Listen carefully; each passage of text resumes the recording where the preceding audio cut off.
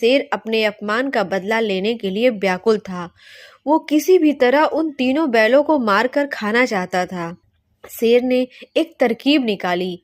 एक दिन आज हम आपके लिए फिर से एक नई कहानी लेके आए हैं। एक घने जंगल में 3 बैल मिलजुल कर रहा करते थे। तीनों बैलों में अच्छी दोस्ती थी। वो तीनों सारे काम एक साथ मिलकर करते थे। जंगल में घास करने के लिए भी वो एक साथ ही जाया करते थे।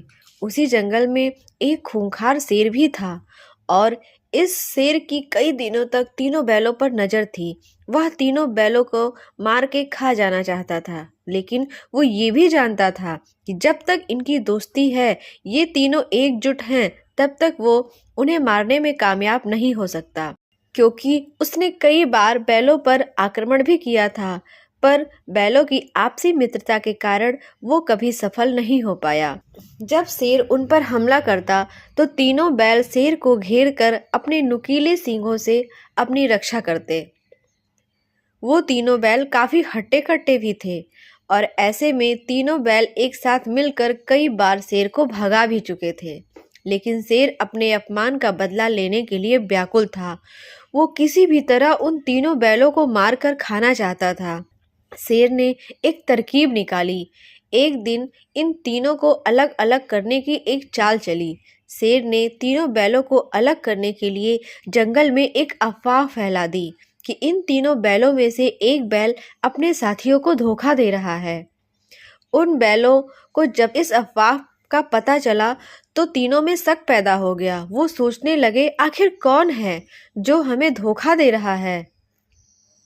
बस फिर क्या था, दोस्ती में दरार आनी शुरू हो गई और एक दिन इसी बात को लेकर तीनों बैलों में झगड़ा हो गया। शेर अपनी चाल में कामयाब हो चुका था। उनकी दोस्ती टूट चुकी थी। अब तीनों बैल अलग अलग रहने लगे थे। वो अलग अलग ही जंगल में चरने जाने लगे थे। शेर को तो इसी मौके का इंतजार था। शेर ने उन तीनों बैलों में से एक पर हमला बोल दिया। वो बैल अकेला था, इसलिए शेर का मुकाबला नहीं कर सका और शेर उसे मारकर खा गया।